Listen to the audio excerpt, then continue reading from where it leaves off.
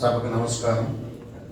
సభాధ్యక్షులు మురళి గారు, ఈరోజు ప్రధాన వక్తవ్యం చేసినటువంటి రాజేంద్ర ప్రసాద్ గారు, వేదిక నడిచిన పెద్దలకి, ఇక్కడ చేసిన మీకు అందరికి కూడా వందనాలు. ఇందాక సారు డీటెయిల్గా ఏ విధంగా చట్టంలో మార్పుల గురించి చర్చించారు.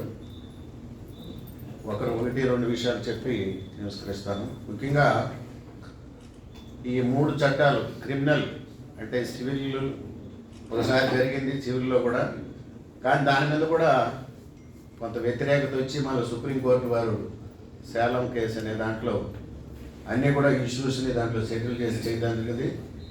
ఈ 3 చట్టాల మీద కూడా ఇప్పుడు సుప్రీంకోర్టులో వేద్యం వేశారు. కానీ ఇందాక సార్ చెప్పినట్టు అవంతా లిస్ట్ అయ్యి మనకు వచ్చేలోగా చాలా టైం పడుతుంది. కాబట్టి మనం దీంట్లో ఉండే కొన్ని విషయాలు తెలుసుకోవాల్సిన అవసరం ఉంది. ఎందుకంటే నో డౌట్ ఈ చట్టాలు 3 కూడా చాలా పురాతనమైనవే, కానీ బ్రిటిష్ వాళ్ళు మన ఇండియన్ సిస్టమ్ గురించి బాగా ఆలోచన చేసి చేసిన చట్టాలు అవి. ఇందాక సార్ చెప్పినట్టుగా నేను కూడా అవి ఎక్కువగా చూడలేదు, ఎందుకంటే రిటైర్డ్ అయిపోయినాం కాబట్టి దాంతో పెద్దగా అవసరం లేదు. ఏదైనా పేపర్లో వచ్చిన విషయాలను కాబట్టి చూసి చెప్తుంటాను. కాబట్టి ఇందాక సార్ చెప్పిన విషయాలను కూడా చూస్తే, ఎందుకంటే ఒక చిన్న ఉదాహరణ చెప్తాను మీకు. మన ఇండియన్ ఎవిడెన్స్ యాక్ట్ అంటే చట్టంలో, అంటే ఇప్పుడు ఒక ఏదైనా సాక్ష్యం కానీ దస్త్రాలు కానీ వేసినప్పుడు ఏ విధంగా దాన్ని అడ్మిట్ చేసుకోవాలి అనేది ఇండియన్ ఎవిడెన్స్ యాక్ట్ చెప్తుంది.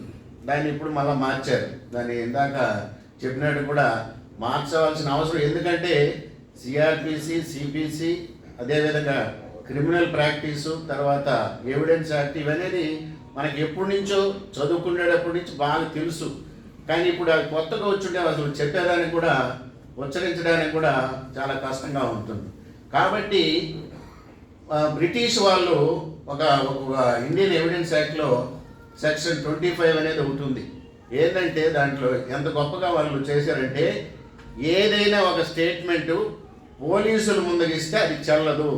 అంటే మన ఇండియన్ సిస్టమ్ గురించి వాళ్ళు ఒక స్టడీ చేసినారంటే చూడండి, అదే కానీ పోలీసు వాళ్ళ ముందు మనం ఏదైనా వచ్చేది అది అడ్మిసిబుల్ అని కానీ అనుంటే, అది కానీ అంగీకరించబడుతుందని అనుంటే మనం అందరూ కూడా ఈరోజు జైల్లో ఉండాల్సింది. ఎందుకంటే పోలీసు తాడా యాక్ట్లు ఏం చేశారంటే, దాన్ని ఎస్పీ ముందర కానీ చెప్తే అది అడ్మిసిబుల్ అంటే అది కూడా మిస్యూజ్ అయిపోయింది. దాన్ని సుప్రీంకోర్టు వారు ఆ తాడా యాక్ట్ని కూడా రద్దు చేయడం జరిగింది.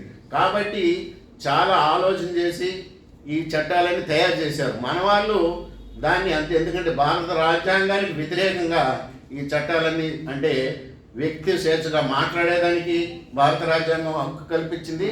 కానీ దీనివల్ల కొన్ని ఈ చట్టంలో చాలా నిబంధనలు పెట్టి మనం వాక్ స్వాతంత్రాన్ని కూడా కోల్పోయే పరిస్థితి వస్తుంది.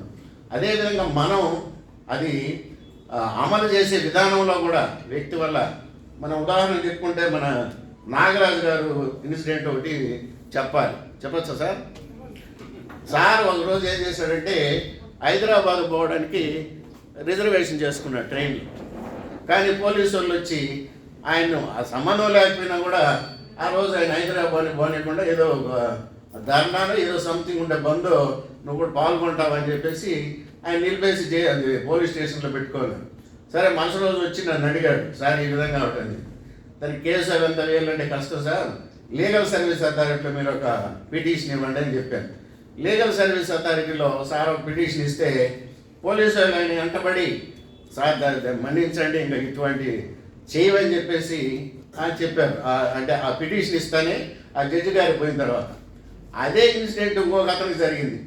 ఇక్కడ అలిపిరి పోలీస్ స్టేషన్ పోతే, ఎందుకంటే అప్పుడు రూలింగ్లో వైఎస్ఆర్సీపీ ఉంది కాబట్టి వాళ్ళు పెట్టుకుని ఎదుటి మనిషిని ఎవరైతే దెబ్బలు తిన్నారో వాళ్ళు స్టేషన్ కూడా రానియకుండా చేస్తుంటారు. అదేనేసి ఆయన ఎట్లంటే తిడితే నేను వచ్చేసినాను. అదే విధంగా నేను లీగల్ సర్వీస్లో పిటిషన్ ఇవ్వమని చెప్పాను. అక్కడుండే జడ్జి గారు ఏం చేశారంటే, సార్ వాళ్ళతో ఎందుకంటే మీకు ఆ కేసు విత్డ్రా చేసుకోమని చెప్పి ఆ జడ్జి గారు చెప్పారంట. అంటే ఇక్కడ తిరుపతిలో ఏంటంటే 3 నెలలకు ఒక జడ్జి గారికి ఆ లీగల్ సర్వీస్ కేసులన్నీ వెళ్తూ ఉంటాయి. కాబట్టి ఇటువంటివి అన్నీ కూడా ఆ వ్యక్తిని బట్టి కూడా మారేదానికి అవకాశం ఉంది. ఇంకోటి ఏంటంటే ఈ చట్టంలో ఇందాక సార్ చెప్పినట్టుగా కొన్ని సుప్రీంకోర్టు జడ్జిమెంట్లు ఇచ్చినా కూడా దానికి వ్యతిరేకంగా ఈ చట్టాలు చేయబడింది. లలిత్ కుమార్ అనే కేసులో దాంట్లో ఏం చెప్తారంటే, ఏదైనా ఒక వ్యక్తి పోలీస్ స్టేషన్కి పోయి ఫిర్యాదు ఇస్తే తప్పనిసరిగా కాగ్నిజబుల్ అఫెన్స్ అంటే దాన్ని పెద్ద కేసులు అయితే తప్పనిసరిగా రిజిస్టర్ చేయండి. ఆ తర్వాత కావాల్సింది మీరు ఎన్క్వైరీ చేసే తప్పైతే పోలీసులకే అధికారం ఉంటుంది కాబట్టి దాన్ని తప్పుడు కేసుగా మీరు రిపోర్ట్ ఫైల్ చేస్తారు. కానీ ఈరోజు మనమందరూ కూడా చూస్తున్న పోలీస్ స్టేషన్లో ఎటువంటి అంటే రూలింగ్ పార్టీ వాళ్ళు లేదా అక్కడ ఉండే పెద్ద మనుషులు ఎవరో కానీ పోలీస్ స్టేషన్కి వెళ్ళి ఏదో విధంగా వాళ్ళకి చెప్తే కానీ కేసు రిజిస్టర్ చేసే పరిస్థితి లేదు.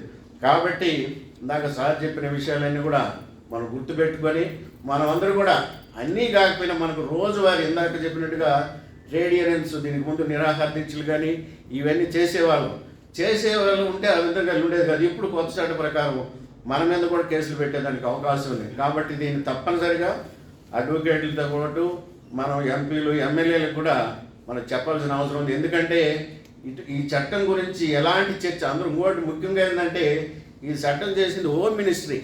అంటే వాళ్ళకి అవగాహన ఏ విధంగా ఉంటుందంటే వాళ్ళకు ఎక్స్పర్ట్గా ఉండొచ్చు.